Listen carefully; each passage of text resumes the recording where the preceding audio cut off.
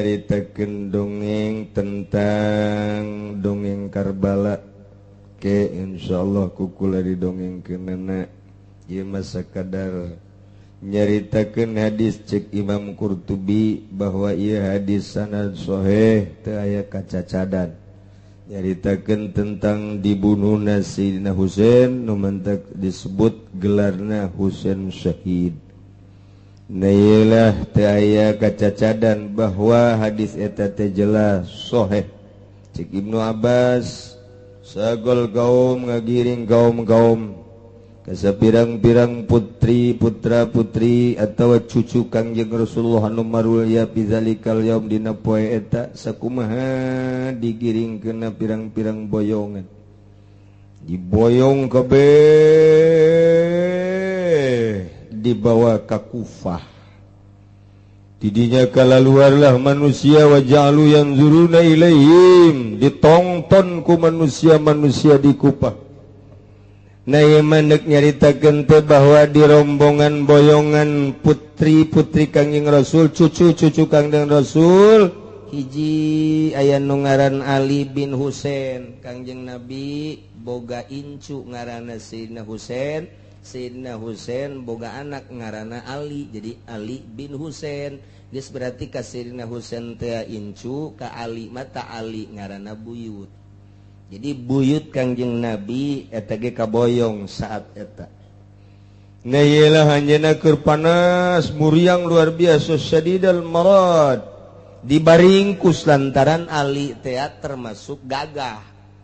Ali teh termasuk pohara jasa dibaringkus leungeunna teh dihijikeun dikadiekeun jadi naon kitu ngaranna ditalian dikadiekeun geus teu berdaya jasa diboyong kemudian gitu nu diboyong teh deui ieu gitu Zainab binti Ali di Sayyidina Fatimah. Jadi kang naon gitu Siti Zainab ditikah kitu ku Ali na ieu gaduh putra ngaranna Sayyidina Ali kawin jeung Siti Fatimah kemudian boga anak ngaranna Zainab incu tah Kangjeng Nabi mah ka Siti Zainab teh incu lain Zainab putri Kangjeng Rasul.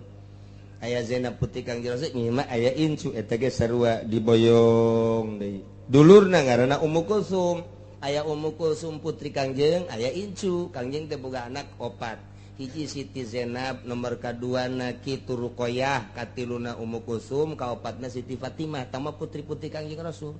Ngaman ngapalkeun eta atuh daripada ngapalkeun anak oma Irama mah. Tah. Sia mah ka anak oma nyaho. Ka putri Kangjeng Rasul kurang nyaho. Lumantak saliru mana anak mana incu atuh teh nyaho jeung di dituna. Jadi hiji Siti Zainab, nah anu marilu kabeh ka Madinah, sanajan panderi. Nomor kadua Ruqayyah adinata, nomor katilu adina deui Ummu Kulsum, nomor kaopat Siti Fatimah. Ta eta mah putri Kangjeng Rasul anu geus dijelaskeun bakal jadi penghuni surga ku Kangjeng Rasul. Geus jelas ta mata. Nah ieu Sayyidina Ali nikah ka Siti Fatimah. Nah, boga anak deui di ngaranan ku di Arab kos kitu di Arab mah di ngaranan deui eta Zainab. Padahal Zainab teh putri na ieu mah incu Kangjeng. Nah, kemudian aya deui ngaranna Ummu Kulsum incu tah mah diboyong sarua. Aya deui ngaranna Sukainah. Ieu mah putri daripada Sayyidina Husain nu kadua. Nah eta tah diboyong Ummu Kulsum naon kitu Fatimah jeung Sukainah. Fatimah incu. Fatimah jeung Sukainah putri daripada Sayyidina Husain eta ge sarua diboyong.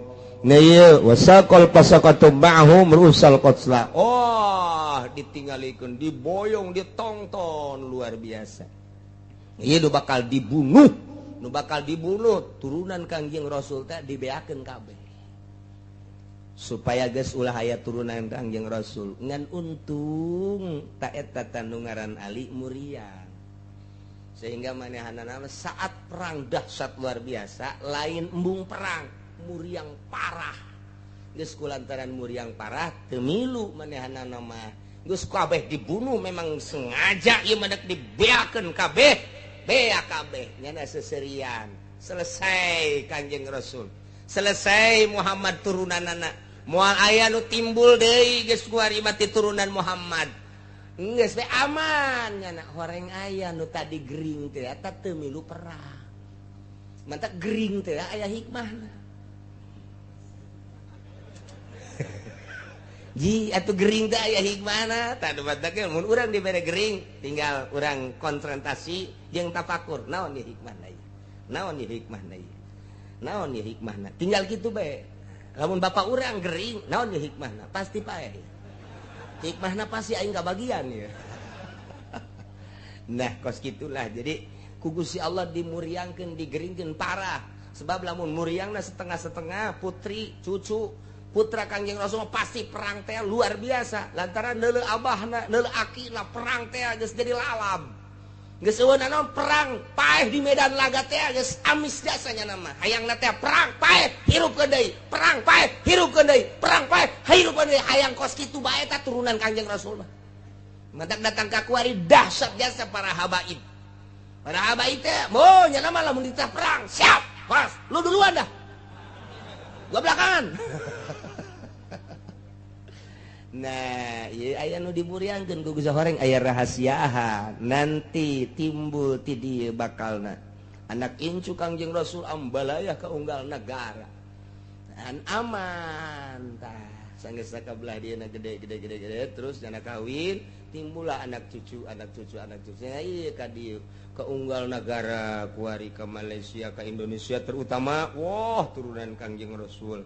Ieu lamun teh aya turunan Kangjeng Rasulullah wallahu alam. Nah ieu bangsa wali sanga na eta turunan Kangjeng Rasul terus kabelah dia para habaib nu baheula di Jakarta jadi mufti Betawi Habib Usman eta luar biasa. Kemudian Salim Jindad Jakarta pohara luar biasa. Terus unggal negara komo kabelahan Irak, Iran mah terus cucu Kangjeng Rasul teh tersebar di mana-mana. Ieu mah keur carita anggeus-anggeussan ditumbangkeun baheula ku para pasikin ulah aya turunan Muhammad. Sebab satungtung aya turunan Kangjeng Nabi pasti timbul perang teu meunang aya munkarat. Wari ge alhamdulillah ngan teu kuat bae di Indonesia teh geus wah pohara jasa. Jadi mah sarua jeung urang nembragan gunung. Encan waktuna ngan kakarak ngomong doang mau liwatin ngomong tewak bebeskeun. Liwatin ngomong tewak bebeskeun. Sebab naon? Lain urang Indonesia nu menguasai Indonesia tapi orang bule. Lamun urang Indonesia bae nu nguasai Indonesia, nurani urang Indonesia mah dedeh jeung nyaah moal datang ka kumaha, tapi tekanan ti luar. Tangkap. Embung urang nangkap, awas siana ku yang ditangkap. Tangkap. Jebrus. Seri bae nya nama ngaroko surutu. Nurut sia kai. Iyalah di urang mah kos kitu. Namun urang nyaritakeun Indonesia, waduh capek ngan tetep tenang bae. Memang perputaran dunia mah kieu jeung kieu. Ke geus aya deui nu bakal timbul, nu bakal kitu nembongkeun tajih Indonesia. Ujianana muringkak bulu urang barat ge neuleuh manehanana teh sieun. Curugna bakal lancip jasa ujianna. Serang. Meme serang. Urang mah tinggal nungguan bae secara internasionalna urang nungguan Imam Mahdi. Secara nasionalna urang di negara urang ge sarua keur nungguan kitu kesatria.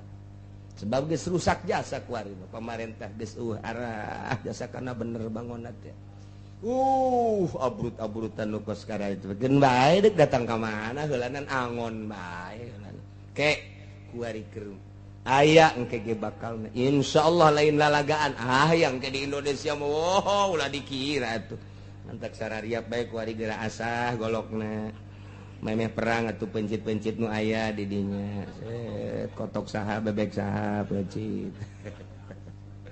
Deui mah keur carita masalah kitu cucu jeung buyut Kangjeng Nabi urang Kangjeng Nabi Muhammad Shallallahu Alaihi Wasallam. Nah sahang kena bakal terbunuh ke bakal diceritakan wa kana Muhammad bin Hanifah wallahu a'lam.